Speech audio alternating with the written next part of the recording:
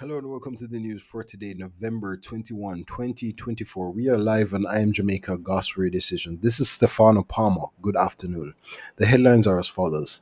Motorcyclist dies following crash with truck in Clarendon. First time councillor questions distribution of hurricane aid. In sports, Bubsy names reggae girls squads for South Africa friendlies. Excuse me. On the international scene, nearly US $100 million awarded to family of St. Lucia born man fatally shot in his apartment by officer. Now the news in detail. A man who was injured in a crash with a truck along a roadway in Bullhead, Clarendon, has succumbed. He is 22-year-old farmer Randy Black of Sandy River in the parish. Black passed away on Wednesday, the day after the collision. Reports are that about 4:10 p.m. on Tuesday, Black was driving a motorcycle along the roadway when he collided with a Shackman motor truck. Black suffered severe injuries and was assisted to the Mapin Hospital where he was admitted. He succumbed to his injuries the following morning. The Cross Hill police are investigating the matter. Arthel Colley, the councillor for the Negril division in the Westmoreland Municipal Corporation, is not pleased with the way aid is being distributed to persons in his division who were impacted by Hurricane Beryl. According to Colley, it appears individuals who suffered major losses are being bypassed for persons who suffered minimal impact. According to Colley, some of the persons who are still reeling from the damage caused by the hurricane were further impacted by the recent flood rains caused by Tropical Storm Raphael, making appropriate aid distribution even more urgent. Colley, who was elected councillor on a People's National Party ticket in the February 26 local government elections, told his colleagues at last Thursday's monthly meeting of the WMC that he felt he was falling the failing the people when the resources they should be getting is not forthcoming.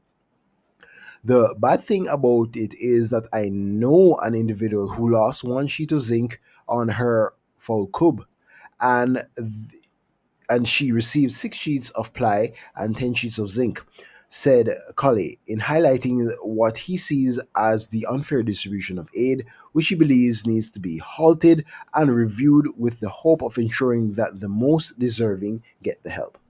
In sports, Reggae Girls head coach Hubert Busby rather, has named his 23-woman squad for Jamaica's pair of international friendlies against South Africa set for November 29 and December 2 at the Catherine Hall Sports Complex in Montego Bay, St. James. Busby eyes the fixtures as a great opportunity for the girls to compete against quality opponents at home and is hoping to close out the year with positive results. He said it is also important that the players are able to compete in Jamaica in front of their home fans. I think what's vitally important is for us to continue to have more matches when we can and when possible in Jamaica, not just Montego Bay, but obviously in Kingston over a long period of time. End quote. Jamaica last meeting with South Africa was a 1-all draw in 2019. And internationally, the family of a man shot and killed by a Dallas police officer who said he mistook his apartment for her own was awarded nearly $100 million Wednesday in a federal civil trial. The jury found after a 3-day trial that ex-officer Amber Geiger used excessive force in the death of Botham Jean in 2018 and violated his constitutional rights. Jurors returned a verdict against her of $98.65 million. The verdict stands as a powerful testament to Botham's life and the profound injustice of his death. A statement from the Jean's family legal team said, this case laid bare critical issues of racial bias and police accountability that cannot be ignored. Today's verdict sends a clear message that law enforcement officers who commit crimes cannot be insulated from the consequences of their actions. End quote.